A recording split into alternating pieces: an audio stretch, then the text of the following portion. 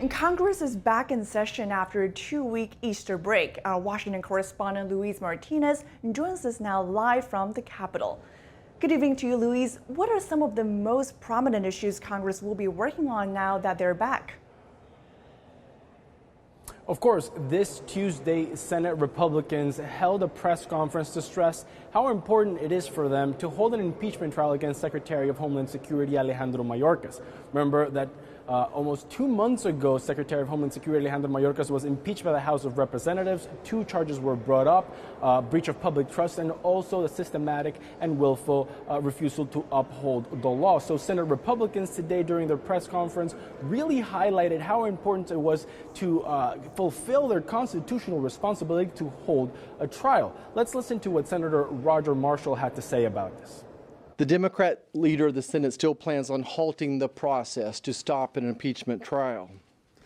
Make no mistake about it, a vote to block the impeachment trial, Secretary Mayorkas, is a vote to keep our borders open.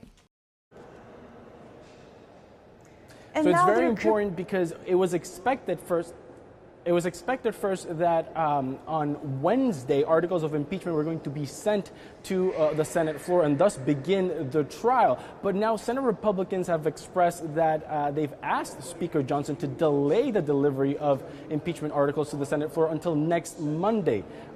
So that's what we have for the Senate side. And now there could be some heated debates on this impeachment. And Louise, what can you tell us about the House of Representatives? What's the first on the agenda for Speaker Johnson?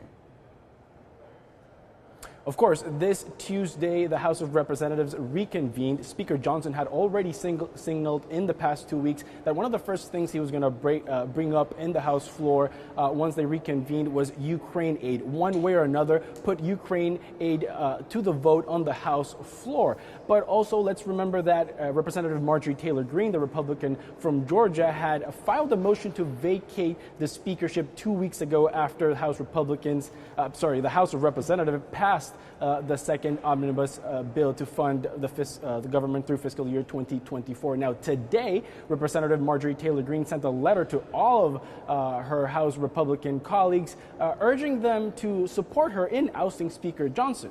But surprisingly, Democrats have Speaker Johnson's back. Let's listen to what Representative Krishnamurthy, the Democrat from Illinois, had to say about the ousting of Speaker Johnson.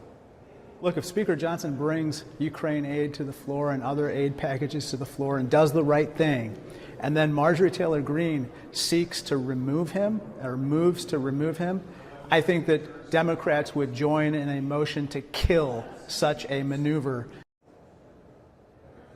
So we have on the House of Representatives, Republican congressmen threatening a Republican Speaker of the House with ousting them with a motion to vacate. And then on the Senate side, we have Senate Republicans asking House Republicans to delay delivery of articles of impeachment and have also warned Majority Leader Chuck Schumer that if he dismisses a trial against Secretary of Homeland Security Alejandro Mayorkas, they could expect a nuclear retaliation. Those were the words of Senator Kennedy. Back to you. Luis Martinez, thank you.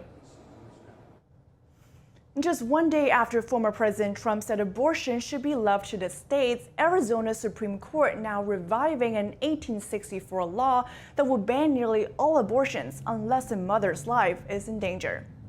Doctors who violate the ban could face 2 to 5 years of prison time.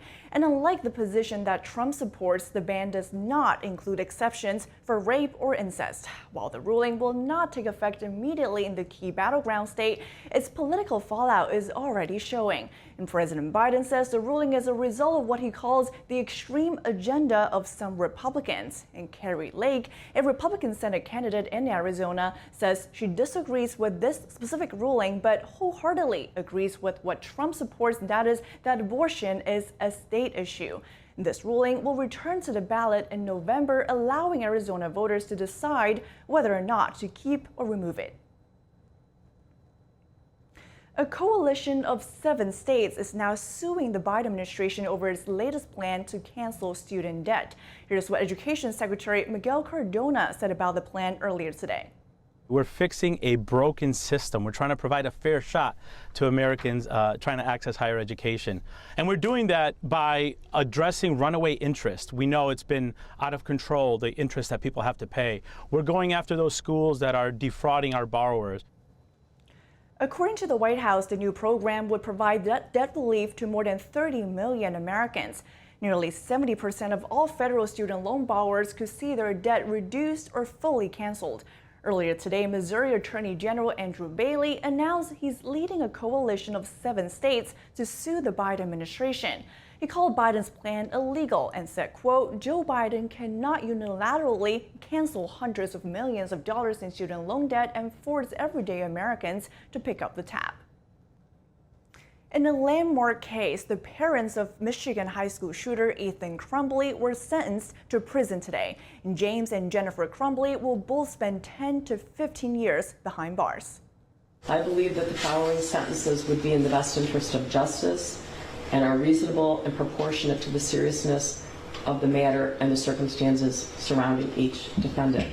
I sit here today to express my deepest sorrow for the families of Hannah, Tate, Madison, Justin, and to all those affected on November 30th, 2021. The driving weight this has taken on my heart and soul cannot be expressed into words.